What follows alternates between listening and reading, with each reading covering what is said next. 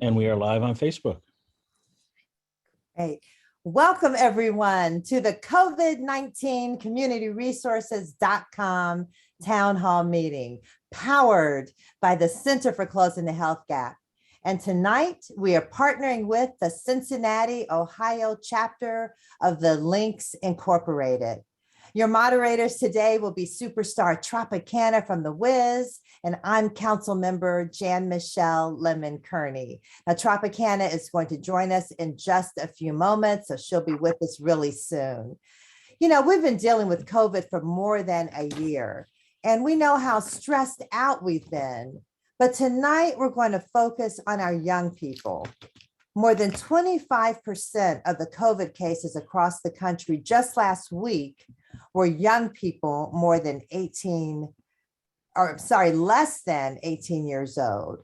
So 25% of the COVID cases across the country just last week involved young people less than 18 years old. And you all remember the time when we thought, and maybe young people thought, you know, they can't get it, but here we are. So before I introduce our panelists, I would like to introduce the president of the Cincinnati chapter of the Lynx Incorporated, Dr. Bluezette Marshall. Thank you so much, Council Member Jan Michelle Lemon Kearney. On behalf of the Cincinnati, Ohio chapter of the Lynx Incorporated, I'd like to welcome you to this very important forum on the impact of COVID-19 on our youth. The Lynx Incorporated has been fortunate to have our National COVID Task Force guiding our response to the pandemic at every step. Tonight's program, in partnership with Closing the Health Gap, is an extension of our national efforts to continue to raise awareness and save lives. We are proud to have one of our participants from our Lynx Leadership Academy for Girls as part of this very important discussion. Our youth are the leaders of the future, and to have them as part of this discussion is critical to ensuring that our communities are not only surviving, but thriving. In closing, I'd like to thank the organizers and our panel of health and education experts for also giving your time to this event to help keep parents, teachers, students, and our community members informed and safe. Thank you. Thank you so much, Dr. Marshall. And also thank you to the Cincinnati, Ohio chapter of the Lynx Incorporated. And let me also thank our tech team, John Reichel and Lauren Harden. And I want to remind you that we are taping the session so that we can repost it later for those who can't be here at the moment. Also, if you're on Zoom or Facebook, feel free to go right ahead and start entering your questions. We're going to get to them in just a moment. We have great panelists tonight, a lot of really good information. We have Dr. Edgy from UC Health. We have Tiana Ahmed, the interim superintendent for Cincinnati Public Schools. We have Anthony Smith, the superintendent for the Winston Woods schools. We have Dawn Bailey, principal of Lincoln Heights Elementary School. Paris Weems, a student at the Seven Hills School, and Mariah Couch, a student at Walnut Hills High School. So I would like for each of our panelists to make brief, 1 to 2 minute remarks. Let's start with Dr. Edgy. Hi there. Thank you so much for the opportunity to be here today, and really to have a discussion, hopefully a candid discussion with our youth and about our youth. I bring 3 different perspectives to the table today. I'm a physician, a family doc who takes care from birth to the grave. And I also am a patient from the standpoint of being a participant in the Moderna trial. So this is trial day 357, I believe. I had my first Moderna vaccine on September 12th. And additionally, I have lost family members prior to the Moderna vaccine getting its EUA in December. I had the death of 4 family members, none since then, but that is really what catapulted me into the space where I hoped to be able to be a credible voice for Black and Brown communities moving forward to get the vaccine. I'm very, very excited to be here and look forward to hopefully helping at least 1 or 2 people make a decision to move toward the vaccine. Dr. Edgy, you are helping so many more, and we really, really appreciate that. Next, I'd like to have remarks from Tiana Ahmed. Evening. Thank you for allowing such a wonderful opportunity to hold this discussion. I have worn one particular great hat, and that's educator, in different realms, whether it's from teaching, principal, and now interim superintendent. Our kids are excited to be back at school. We're open 5 days a week. We probably did all platforms of learning last year, the last 18 months. But our kids are back, and I'm here to listen to Mariah and the other young student to understand what experiences they're having. Their voice is important. And then also an opportunity to hear what other leaders are doing in the district. We are in this together. This is a community effort, and that's the only way we're going to get through this. And as someone said, instead of surviving, thriving. And our kids are back, and let's join forces and set up a safe environment so kids are learning. Thank you.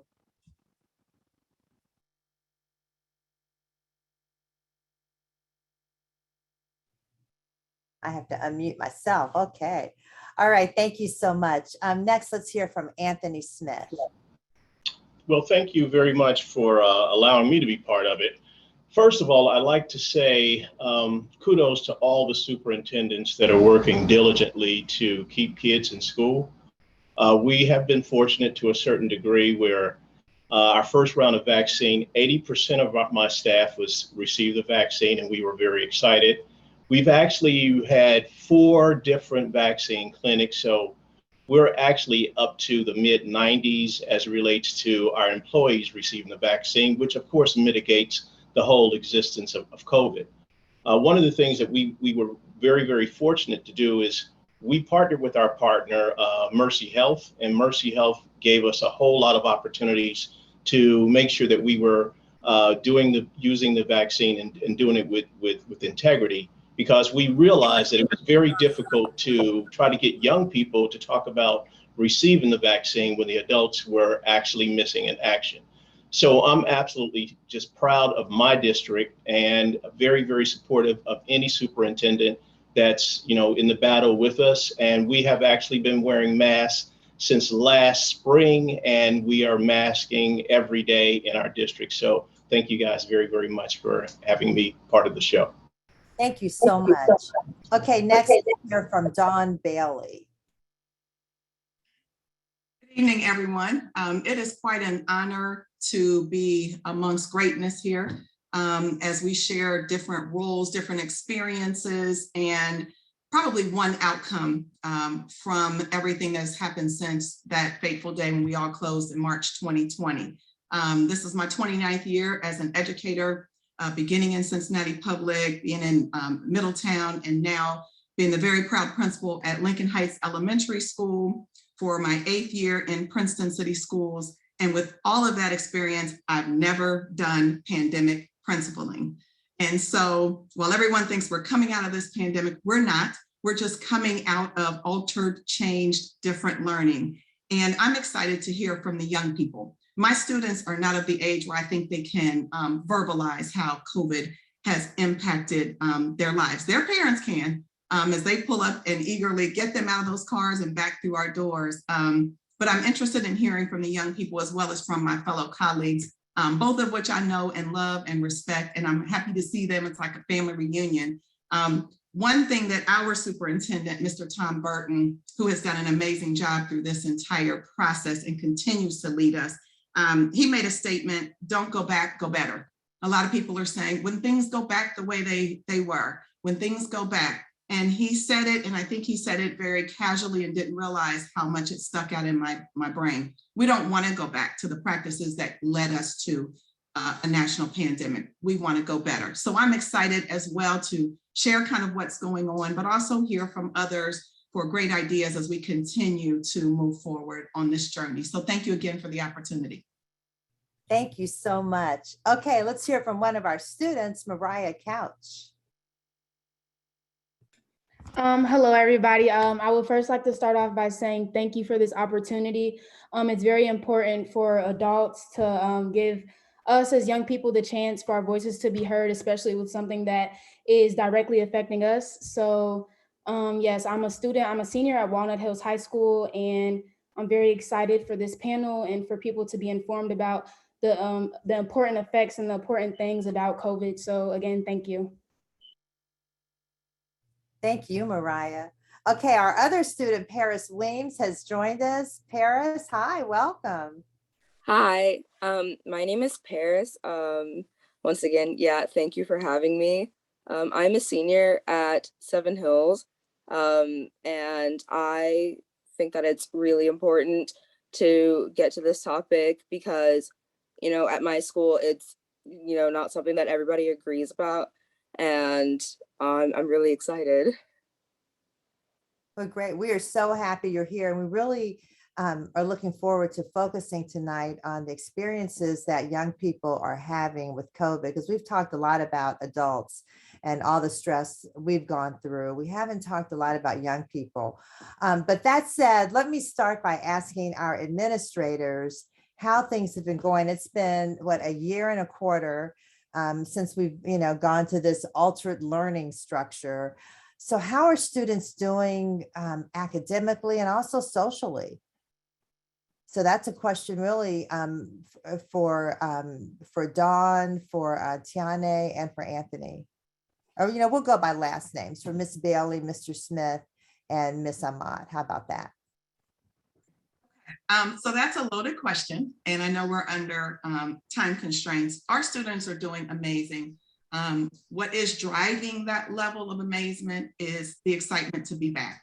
Kids are meant to go to school. Teachers are meant to teach. And while we made the best of the situation, in Princeton last year, we had options. And in my particular population, I had about 44% of my families opt for full remote learning. So those students didn't come in the building.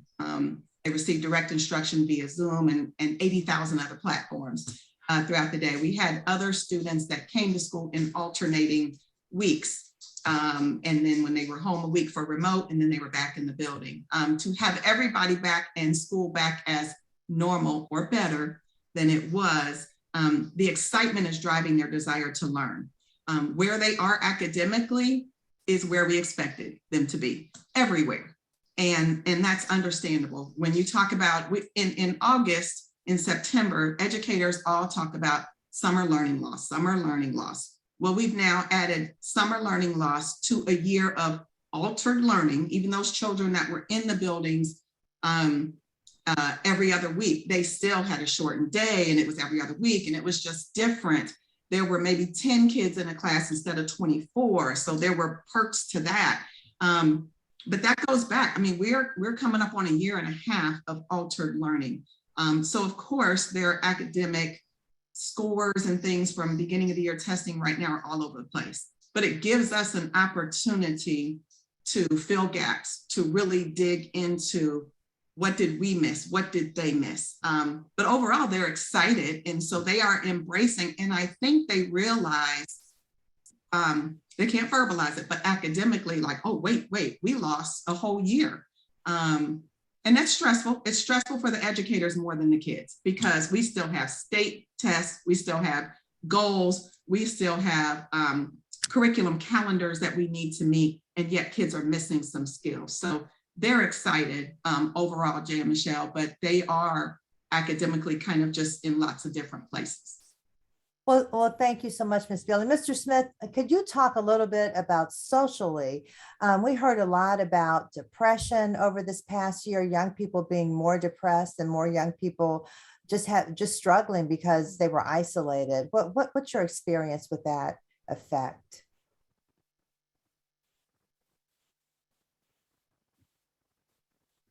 I bet you're muted.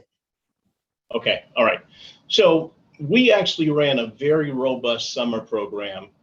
And I think my educating colleagues on the screen can tell you that usually summer school programs are for remediation, those kinds of things, credit recovery.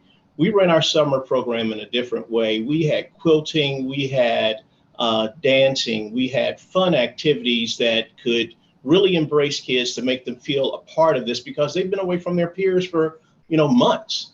And that was actually some of the best work that we've ever done in the district, I would say. because now you had a chance to be reconnected with your peers. And we were very, very fortunate because we just finished building 2 brand new campuses, and kids were very, very excited about coming to the new school. So that was exciting enough. I think the kids became a little disenfranchised when people mentioned, hey, we might be going back into the same process again. So we have been fighting diligently to stay on the same path. Students come to school every day. They wear masks every day. And as far as a remote opportunity, I'm not sure about other districts. Remote opportunities did not bode well for my children. They wanted to be in school with their peers, even though we were able to distribute 5,000 Chromebooks in a short amount of time. That was really not the key about the technology. It was about the relationships and embracing that relationship and making it holistic for every student to say, we are back, we are here, we are proud. So we have re-engaged all of our athletic programs, all of our music programs. So everything that a young person could actually participate in, we're doing it full force, and we are not in any way, shape, or form talking about digressing. Okay, all right, that sounds really positive. Ms. Amat, how are we doing at CPS? The same, very similar as far as the academic loss, but also taking the opportunity in our summer scholars program to really reconnect with our students. So again, it was focused on enrichment, engaging activities. We used our partnerships, resource coordinators from the YMCA to the rec centers. So it was all hands on deck. So it was truly a partnership and providing opportunities for our kids to re-engage. We also did a lot of academic work during that time. But we have to remember, during the pandemic, we were also faced with social injustice, and our young people speaking very passionately about their experiences. So one of the things we did, we held forums to listen to our young people. We have now Speak Up, Speak Out at all of our high schools, where that's a platform where they can share their voice, give recommendations, participate, and be a part of the change. And one of the things that they've told us is they want to see themselves in the curriculum. We knew that they had to really, we had to address the social emotional needs. So we had a grassroots effort from our teachers, and we aligned the ELA standards, the English Language Arts standards, with the National Social Justice standards, with the National Social Emotional standards. So it's embedded in everyday curriculum. And we're hearing from our young folks that it's making a difference. It's allowing the time to have discussions about what they're seeing in their community every day. Curriculum is now relevant. And then we're also seeing this kind of love for writing, to have your voice be heard. And so I love the saying that Ms. Bailey shared, not going back, but getting better. I may have to steal that from Tom. I love that too. I love that. That's wonderful. It stuck with me too. But at the end of, you wrote it down? Yeah, Miss, I just want to jump in for a minute. Miss Bailey didn't say that. That was Anthony Smith. I just want to let you know. Oh, okay. Yes, I attributed it to Spread you. it all around. But again, having student voice to help come up with the solutions to create an environment that is safe and happy and engaging. Part of the adult's responsibility, I believe, was to create a safe environment. So we are universal masking, and then CPS also is requiring vaccinations or weekly testing.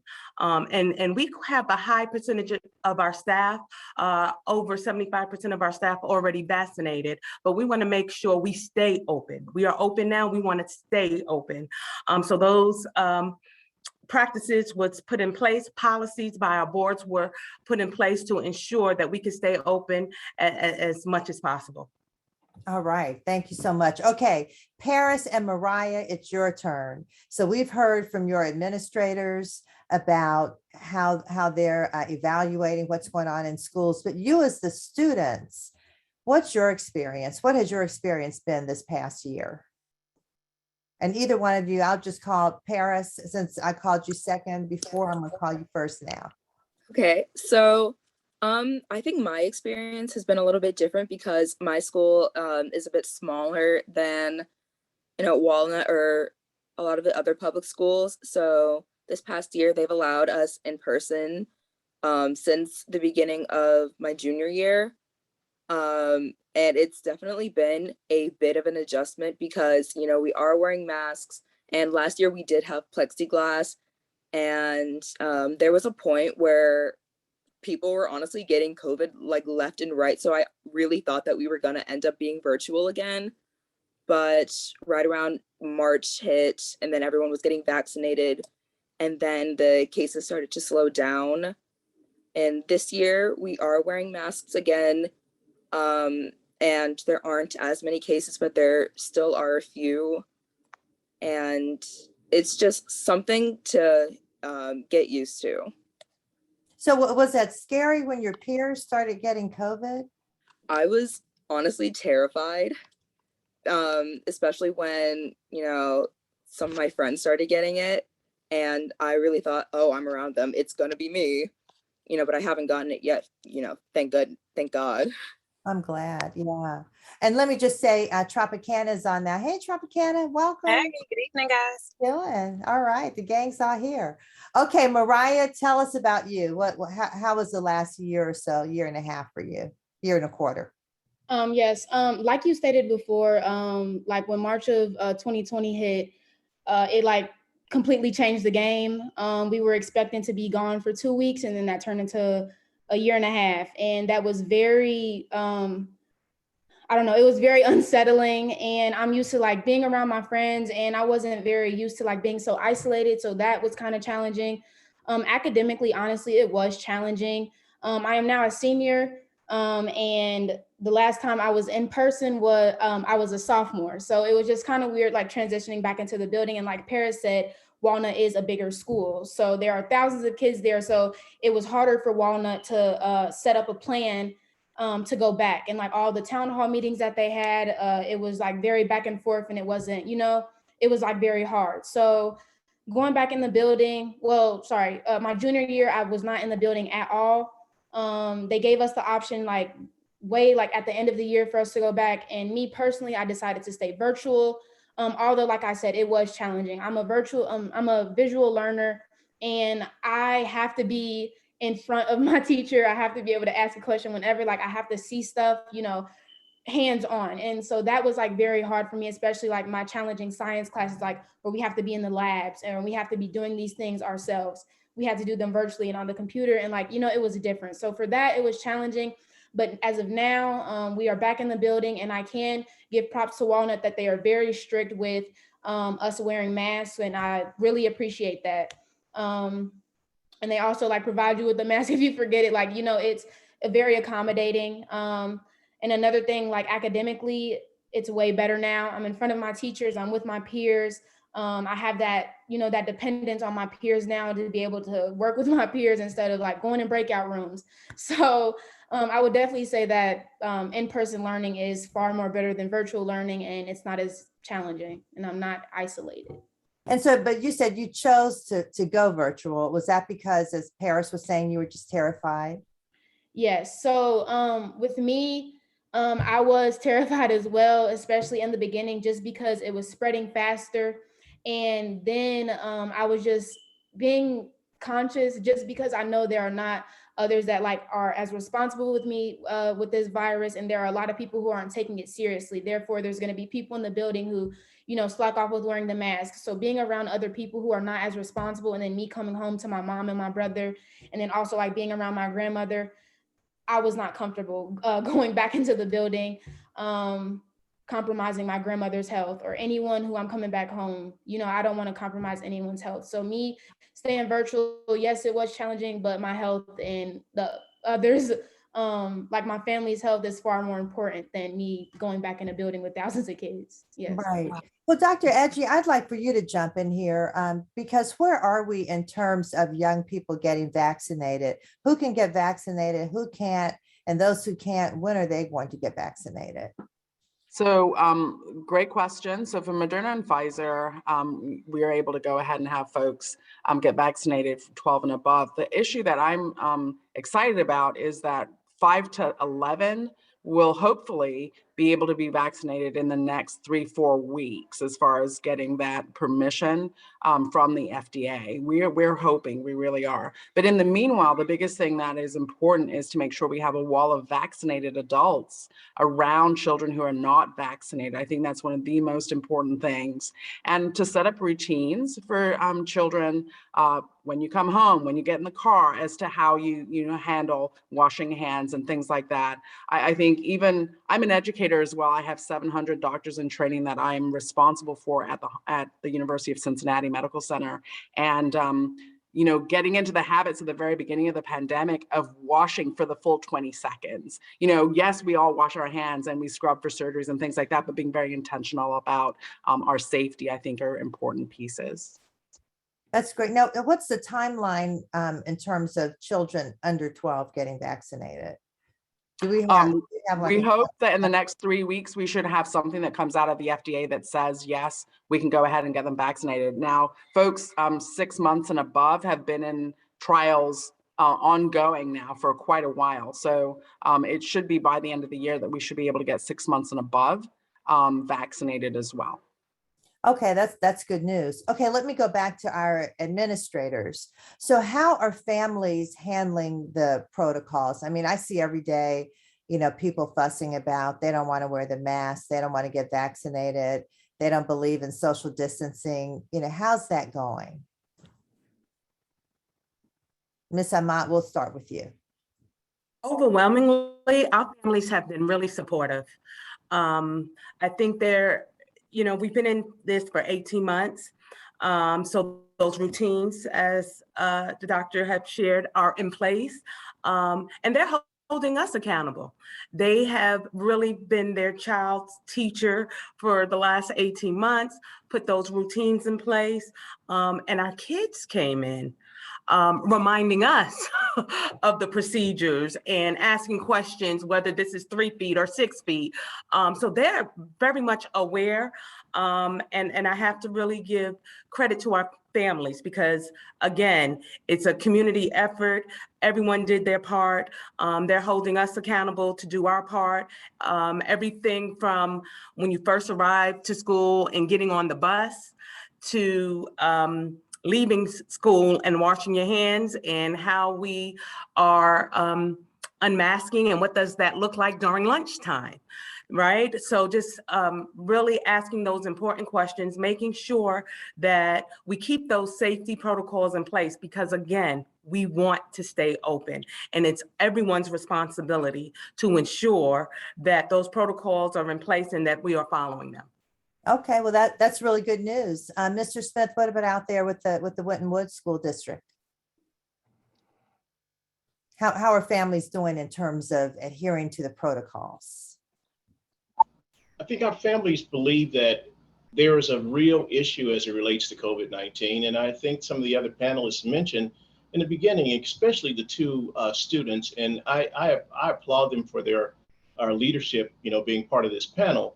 But I think people thought that it was just a phase of something that was here and now it fades to black. And the reality is our biggest issue, and I think that superintendents are dealing with this across the board, when you quarantine a particular group and then all of a sudden they don't show any signs and symptoms and they've missed school. And that can happen over and over and over, depending on which group you're kind of traveling with. Because the parents are saying, well, my child doesn't have any signs and symptoms, and we say monitor, and then after so many days, you can return prior to getting a test. And I think some of our kids have received COVID tests 4 and 5 times, especially our athletes that are going to be performing without masks. It becomes a very, very serious challenge. How do you really mitigate the issue as it relates to COVID, but also keep everyone safe? And I think that the biggest challenge for educators today, Michelle, is we are not doctors, and we have never tried to be, but this is one of the few times where we put the safety aspects of humanity in front of education. That's not our forte. That is not the thing that we do well. It's always education, education, education. And so putting the safety aspects first actually challenges our work in a way, because while we're talking about the state standards, we're also talking about keeping young people safe and keeping them actively engaged. I think Mariah said it best. I didn't really want to be there, but I wanted to be there. I wanted to do both at the same time, but I also knew that I had a responsibility to protect my family at home from how many other people would be around me that didn't take this whole issue seriously. So I'm happy to say that we are very serious and very intentional about our work, and the students are wearing masks, and the parents are actually very, very supportive of it. So again, we are in a good place at this point, and we'll continue to do the work that we need to do. Okay, all right. That's good. Tropicana? Yes, first I want to say, Mariah, hats off to you. Paris, you as well. You guys are definitely taking an amazing step joining this panel tonight. And I have a question for the administrators. Now, Mariah, you said you made a very good point about wanting to keep your family safe. And you guys are talking about the protocols and how parents are actually helping with that. But how fast and how well are parents reporting illness, and how fast are they telling you guys if their children are experiencing COVID symptoms? Is that something that has been a smooth transition going back into the school year? Let me jump in on that one, because that has been one thing that I have been so impressed with the community that I serve in Lincoln Heights. Our families have been on the money. They have been on the ball with communicating. I have educator friends all across the state, the country, and a lot of them are struggling. People are medicating kids and sending them to school and saying, don't tell anybody you have a fever. I've experienced none of that and heard none of that in our district. Our families are on point. They're calling, they're taking caution. If somebody down the street tested positive, they call like, hey, do you think I need to get my child a test? They are not complaining if we are asking them to quarantine. They are not complaining if we're asking them to get tested. We have a flow chart that says if and then. And so if a child's been exposed, but there was a mask, but the person wasn't vaccinated, and we have to go through that flow chart. If it's a staff member, if it's a student or a family member, they are patient. They are giving us grace and mercy, as last year those rules changed quite a bit from the CDC. So they've been amazing. I've heard from some parents this year that I've never heard from before. So, and anytime that they call me, all I can do is thank them, almost with goosebumps and tears, for caring about not just their children, but the community as a whole, caring about their classroom. I'm sure they get the emails that come out. None of them are bashing the school. None of them are calling, questioning what are we doing, because we're telling them what we're doing. And to co-sign for what my colleagues have said, our kids are wearing the mask. I mean, sometimes we go mask up, don't forget, get it off your chin, move it on up. Parents, when they're dropping them off at the car right on, we have a mask? No, we forgot. And we go, oh, we got one. But they are doing very well, and they are communicating better than I could have ever asked for. And I really appreciate that. That is wonderful. Well, let me ask Paris and Mariah, honestly, what are your peers saying about getting vaccinated? And, you know, Tropicana and I have had a lot of discussions with young people, not as young as you, but folks in their 20s, and they had all kinds of reasons not to get vaccinated. So what's the, you know, your demographic? What are your peers saying? I know that at my school, when we heard that people our age could get it, a lot of people that I talked to, we really just wanted to jump on it, because, you know, we wanted to get back to normal life as soon as possible. And we wanted to be able to keep other people safe. There are, you know, there's always going to be, you know, some people who are a little bit kind of nervous about getting the vaccine, or just simply not wanting to get it, whether if it's like for political reasons or not. But for the most part, people definitely wanted to jump on it at my school. It's awesome. Yeah, that is awesome. Mariah, what about you?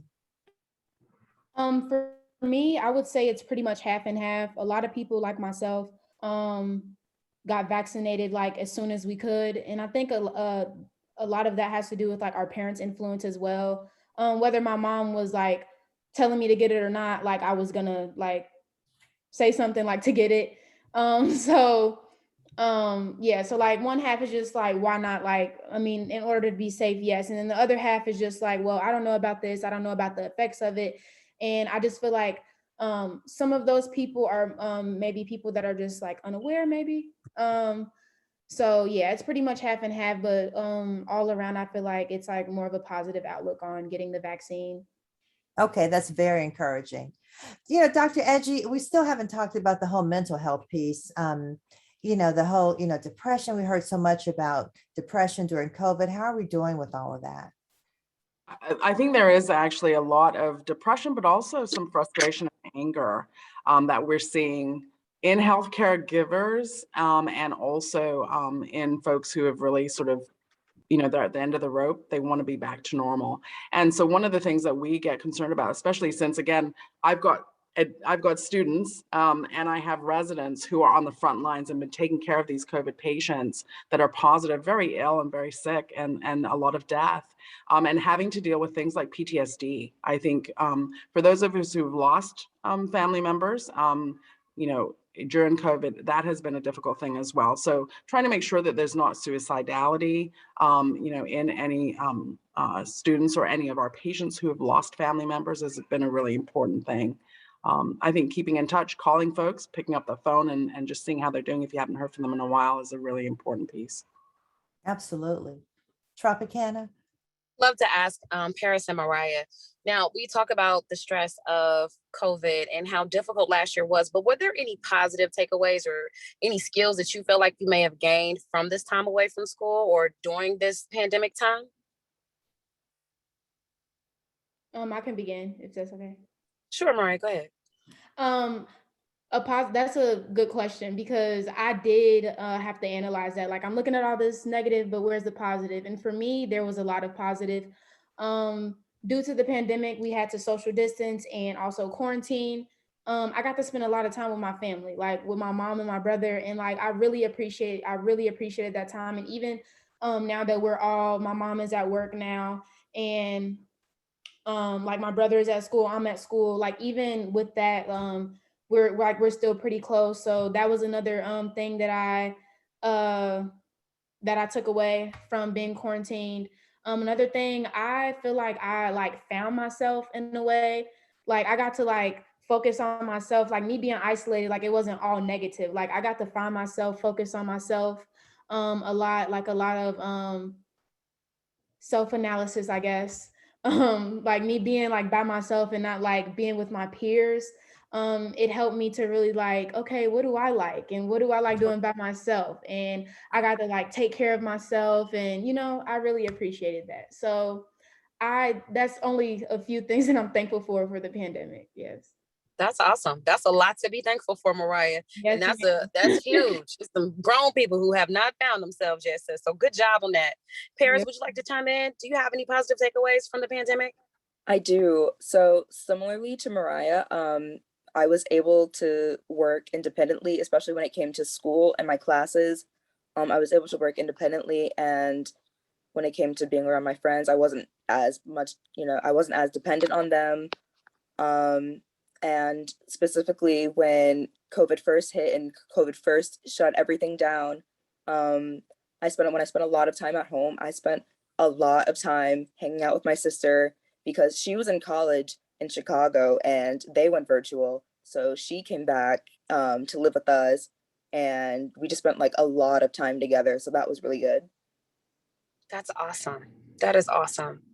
I do have a question I'd like to ask the administrators, if that's okay. Jim, Michelle, I'm sorry, I didn't mean to speak over you. No, go right ahead. Go right ahead. So, as a parent as well, when we have these instances where our kids may have to quarantine, what are tips that you have for us to keep our kids on track while they are at home with us?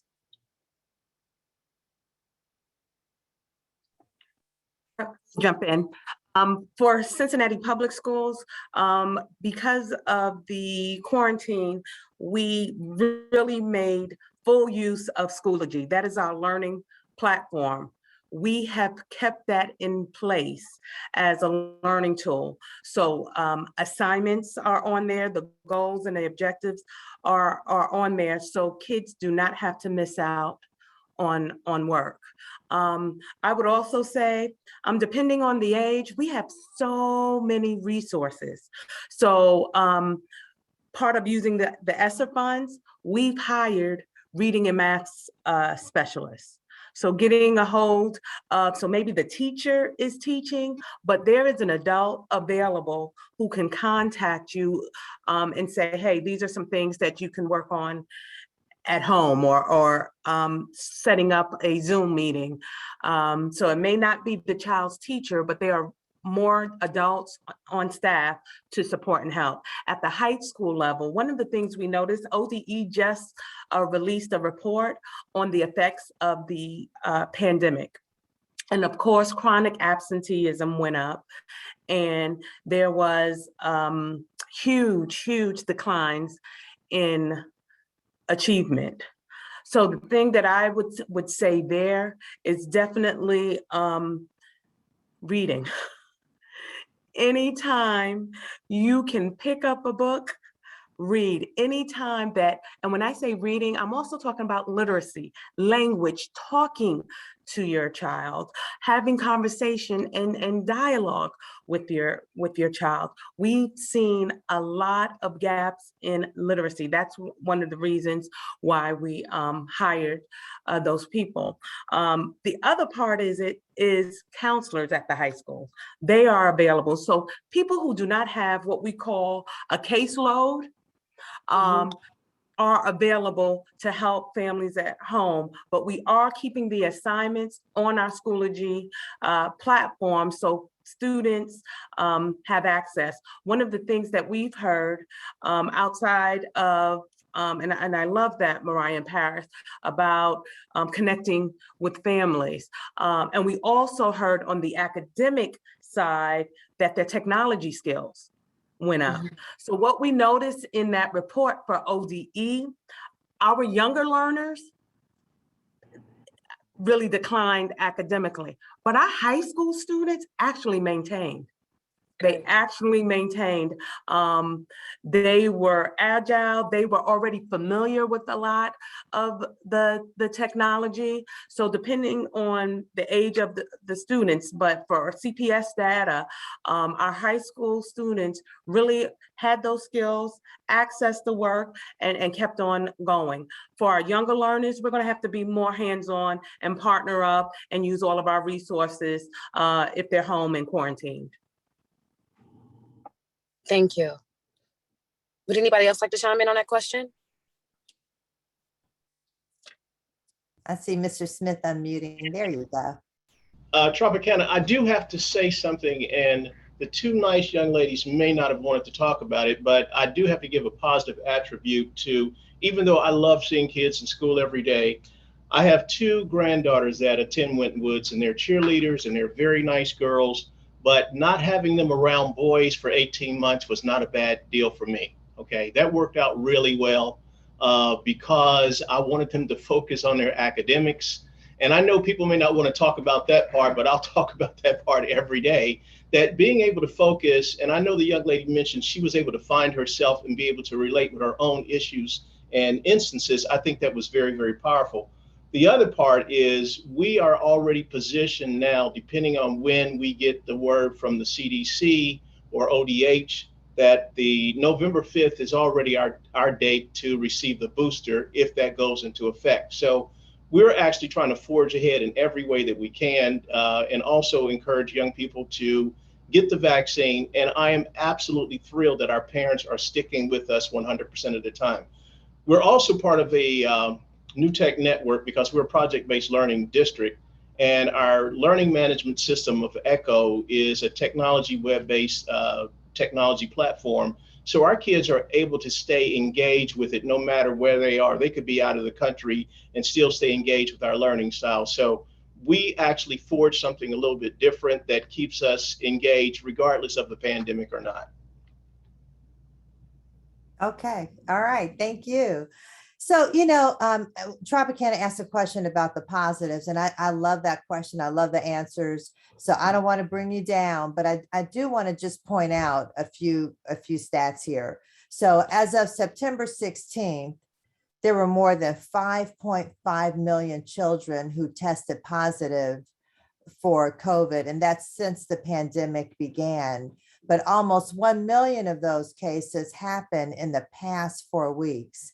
So it looks like I don't know if the numbers are going up or down. It looks like they're going up. I know the hospital beds are starting to fill up again. For a minute there, you know, I started hugging people again. I took my mask off, and then someone from the health department said, could you please put your mask back on and stop hugging people? So, you know, so how are we? Are we, you know, Dr. Edje, I'm asking you, how are we doing really? And then I wanted to ask our administrators, what if things start getting really bad again? Are we ready for that? So a couple different things. Number one, we actually have seen a tiny little plateau over the past 48 hours. Now, 48 hours is 48 hours. It's a very short period of time, but I'm on an institutional call with all of the leadership for UC Health every Monday, Wednesday, and Friday. And we can see the tracking for our hospital, the hospitals in the region, the Cincinnati area, and so on. What we do know is that the Delta variant is 1,000 times more plentiful in the upper airways. And therefore, when you cough and sneeze, you are really exposing a whole lot more people and getting more droplets into the air. Additionally, it is a situation whereby when you touch your face 16 times an hour, if you're not wearing a mask, you're not protecting yourself from being able to transmit that to other people as well. So I think when the CDC came out and said, everyone who's vaccinated, this is before Delta, the B1617.2, before that came out, you know, they said, you're fine, you should be completely covered. This is not transmissible if you're vaccinated, and you can not, you know, you don't have to mask if you're with other vaccinated people. I think that was somewhat premature, but we go by the science. And at that point, Delta was not out there. Since Delta came forward, we changed that, and people still need to remain in masks. As of the past 48 hours, physicians are actually required to be in N95. So we're not just in our simple surgical masks. We have no cloth masks in our hospital at all right now. And you have to wear an N95 if you're around anyone who is it's a high risk area for COVID or a COVID positive patient within the hospital. Okay, thank you. So superintendents and principal, are we ready for a resurgence? Are we ready if things start to get really bad again? I mean, you know, I like that 48-hour plateau. That's, you know, that sounds positive, but as Dr. Edgy said, that's only the past 48 hours. So what are we going to do? What's the plan? Yeah, Michelle, I think we're in a much better place than we were March 2020. I think one of the other panelists mentioned when we went home thinking we were going home for 3 weeks, according to the plan at the time. And I remember hugging every single child on the way out the door when they left on that fateful Thursday, and then going, wait a minute, I don't know if I should have done that. And then coming back, we had 1 day in the building with our staff to prepare for what ended up being the rest of the quarter. And it was crazy. Getting computers out and then getting, okay, everybody's got a computer. Wait a minute, it doesn't work without Wi-Fi. And then getting Google Classrooms established for those that weren't already using that technology. Learn the gazillion, I just made that word up, but gazillion different platforms to use within Google Classroom. So the end of that year was really a whole lot different than where we would be tomorrow. None of us want to go there. None of us want to be in that position. But we have learned so very much about flexibility, resiliency, grace and mercy, the phenomenal tech skills of our students. One of my teachers shared the other day that the children were correcting her on how to post something on their whiteboard. The kids learn, I don't know, every time a new iPhone comes out, I call my 23-year-old and ask her for a little bit of help. Then my mom calls me. And so the kids know what to do. They will be in a far better place if we have to do it again. we are begging and praying that people just behave safely to try to avoid that. But we'll be far better off if we had to do it again. Our people learned on the fly, and they did amazing. They know so much more. If you had said to me, pick from this menu of courses at this professional development to take, and here's one on how to meet with people on Zoom, wouldn't have done it. I would have opted for something else, hands-on, person to person. I'm a people person. I like to hug. I want to work with kids and touch stuff. So we were forced to really develop some technology skills that maybe we would have avoided before. So we'll be in a better place. But let's do everything we can, community. Let's do everything that we can to try to slow this virus, please. Hear, hear. That is so right. Any other administrators, and Ms. Amat, Mr. Smith, do you want to just weigh in on that? You know, are we ready? Just in case. I agree with everything Ms. Bailey just shared. We are in a much better place from closing the digital divide. All of our students have laptops. All of our students have Wi-Fi. Even our curriculum you can access online. So we do have the books, but we also have the online curriculum. I think the biggest learning curve was truly our teachers. So they've been through a year and a half of professional development on how to engage students virtually. And I'm seeing those skills in the in-person classroom come to life as well. So they will carry those skills with them, whether it's in person or virtually. So today I can confidently say that we are ready. We do not want that to take place. So we're doing everything possible to remain safe. And our biggest concern right now is staffing. Right? We see it with bus drivers. We're seeing it with nurses. We're seeing it in schools. So we need the adults to be healthy as well, so we can keep school going. But when you look at the transmission, it's not happening in our schools. So schools are a safe place, and we just want to keep those doors open. We have systems in place. We were very intentional in coming back in person to make sure if we had to go back, that we did not forget any of those skills that we've kind of developed over the last 18 months. All right, that sounds really positive. Mr. Smith, how are you doing in Winton Woods, just in case? Yes, ma'am. Thank you. We are actually in the same position as most, but we have three comprehensive plans that we are ready to launch at a moment's notice. We are being flexible. We're going to be able to pivot.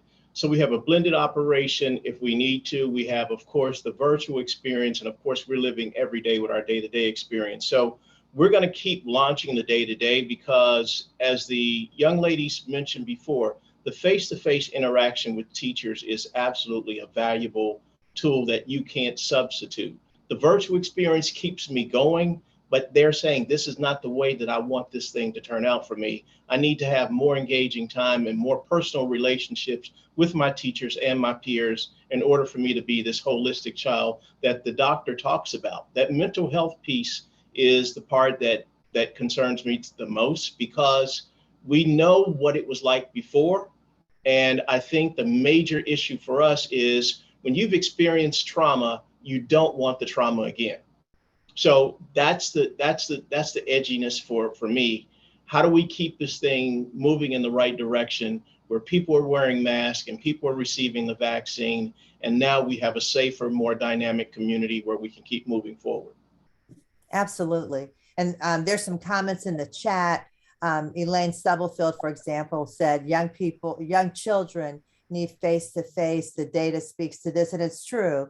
Our young people here on the panel, Mariah and Paris, are both saying, you know, you're enjoying face-to-face. So let me ask Paris and Mariah, are your friends nervous at all about how the numbers are going? Is that a point of discussion? Paris, we'll start with you. Honestly, I don't know if my friends have been too worried about it, but I do know that in my house, it has definitely been more of a worry because, like I said, my sister is here with us, and some of her friends have been getting it, and a few weeks ago she was around them all the time. So that's something that we just need to think about, and I'm glad that we're going to be at least more prepared for the worst in case it happens. Definitely more than we were last March. Absolutely. Let me ask this question from Deborah Spradley that's in our chat. And she's saying, how will we be able to get our children vaccinated when there's a somewhat lower rate of our African-American folks and parents who just won't get vaccinated? We're at a lower level of getting vaccinated. So if the parents aren't going to get vaccinated, how are we going to get our children vaccinated, Dr. Edgy?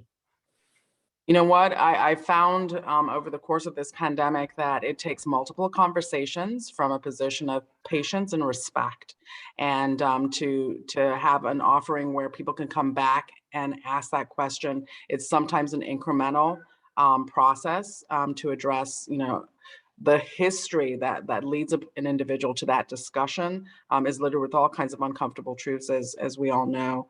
But also, I think there is some denial in some situations that I'm healthy, I can't get it, or I had it before and I'm fine. The big thing that I'm concerned about, and the thing that we are seeing, is that young forming brains are getting affected with long COVID. So even if they have had COVID, you still need to get vaccinated, because when you're taking SATs and trying to get into college and doing standardized tests and things like that, there are some Alzheimer's type, in some of these studies, Alzheimer's type symptoms that are coming down the pike, and we get concerned that lasting changes in memory can become a problem that you can't shake after you've been exposed. Okay, so we are getting really close to closing, and I'd like all of you to make closing remarks, something you want everybody to know, everyone to have a takeaway. So right before I call on you for those closing remarks, I just want to read this great comment from Katrina Ruggles. Let me just say, the chat is full of people saying, wow, you guys are all so fantastic. We're so proud of you. So let me just, and Katrina Ruggles kind of summarizes like all these great comments. And so she says, Mariah, my girl, I'm so very proud of you. You both are awesome and very impressive. Impressive. Thank you for participating. And that's been said throughout the chat. Paris and Mariah, you guys are just wonderful. All our panelists are. But let me ask all of you now to give us a takeaway. Here's something you want to make sure everybody gets from this town hall, and we'll make it really quick. So let's just start with Dr. Edgy. We're going to just go down the list. Dr. Edgy, you first. So I want to just say this, that physicians are Republican, they are Democrat, they are Catholic, they are Protestant, they are Black, they're white, they are Muslim, and 96% of us, 96 out of 100 of us, agree on this one thing, that we should get vaccinated, and we have all gotten vaccinated. There is hardly anything in medicine where all of us agree, and this is it. And so it is safe. The vaccines are safe, and please wear your mask. Even if you've been vaccinated at this point, please continue to wear your mask. Thank you so much for having me. All right, thank you. Tianay Amat. Just ditto. We want to keep schools open, mask, get vaccinated, and let's listen to our kids, and let's keep it going. We are educators, and we want to make sure that our kids are educated, but the only way we can do that is with our safety protocols in place. So please continue to mask, continue to get vaccinated, and if you're uncomfortable, go ask questions, be informed, make an informed decision. There are wonderful doctors out there, our wonderful health department out there that will give you research-based answers to your questions. So thank you. Okay, thank you. Okay, Mr. Anthony Smith.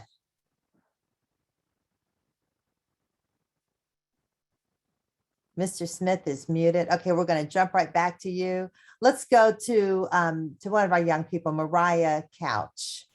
Give us your takeaway. Mr. Smith, we're going to come right back to you. Mariah, go ahead. I would say a takeaway for me is for everyone to be considerate of other people's, no matter what your stance is, just because there are other people who do care, and it is important for you to not be selfish during this time, because this time is not about you, it's about people's health, and it's like a living or not living situation, so it's very serious. And I feel like for me as a young person, it's very important for us to have these platforms for us to be able to express our feelings as well.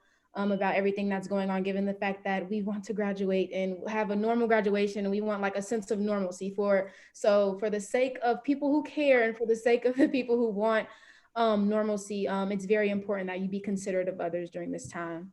And I would also like to say thank you again for giving me and Paris this opportunity to share our opinion and our outlook on this situation. Oh, you guys are awesome. Okay, Mr. Smith, back to you. Yes, ma'am. Dr. Edgy said it best. I think that people are kind of misinformed about the vaccine. They never said that you wouldn't get COVID. It says that it wouldn't devastate you. So there are some people out there saying, well, I'm not going to get the vaccine because you can still get COVID. Yes, you still can get COVID, but it's not going to overwhelm you. That's the piece that people need to understand. It's to give you the opportunity to still survive in the event that you did get COVID-19, you can make it through. All right. Thank you so much. Okay, Paris. Well, first, I just think that this was a really good way to hear everyone's perspective on the pandemic and how they feel about it. But also, similarly to Mariah, I really think that people need to take this very serious, especially with the Delta variant and the fact that, cases are starting to rise again. And like Mariah, I am a senior, and I do want as close to a normal senior year as possible. And I just really feel like if everybody wears their masks and they're properly distanced and, they take everything serious, then we can slowly but surely get back to normal. All right. So a real prom, real graduation, nothing virtual, right? That's our goal. Okay. All right. Don Bailey. I really just first want to hit on something that Mariah said. It's about sacrifices and not being selfish. I made one of the biggest sacrifices that I'm sure many people did. For a year, I was not in close contact with my mother. And that was a major sacrifice. And I did it because of my love for her, the love for my staff, the love for the children that I would welcome back to the building. I did it for everybody. It was heartbreaking. But I did it and continue to make sacrifices and don't have big football parties. I'm a huge Bengals fan. I don't do all of that because those sacrifices will save lives. And I just want to say a huge shout out to our first responders who are sleepless at night to save lives and saving lives and having to make hard calls. Thank you big time to all educators. And I'm talking about bus drivers. I was a lunch lady today, lunch ladies, the teachers, the paraprofessionals, the secretaries, the school nurses. I could go on and on and on. Thank you to all of you all. You are phenomenal. Thank you to our young children that get it. Thank you, Paris. Thank you, Mariah. You get it. Thank you very much for who you are. And to everyone else, be safe and pray for us all. All right. Thank you. I was going to say your mom, Tweedle, is actually in the chat. Thanks, Tweedle. Okay. And Missy, we have information for you. It's going to be on COVID-19communityresources.com. You're asking about a link to the poll data that identifies physicians being vaccinated. So listen, we are out of time, but let me turn this over to our fearless leader, the president and CEO of the Center for Closing the Health Gap, Renee Mahaffey-Harris. Well, first of all, I want to thank you all. I would know we're past time, but I want to thank our superintendents, Amat, Smith, and our principal, Bailey, and the phenomenal students, Paris and Mariah, and of course, Dr. Lou Edgy and Jan Michelle Kearney and Tropicana for making this conversation so rich. And we will be broadcasting and we will publish this whole Zoom conversation on COVID-19communityresources.com that was made possible by our partnership with the African American Chamber of Commerce, the Urban League of Greater Cincinnati and Southwest Ohio, the NAACP, the Cincinnati Medical Association, both health departments, Cincinnati and Hamilton County, and wanted to thank everyone, and specifically the committee and the partnership with the Cincinnati chapter of the Lynx. I want to thank Dora Neem. I want to thank Taryn Kennebrew, and I want to thank Leanne Armstead for working together with us to make today possible. Grace to each other, mask up, and let's get the vaccine to save our children. Children get the vaccine to save each other, and together we will get through this time because we must save us. So I thank you all. Have a great evening. Thanks, everybody. Great job.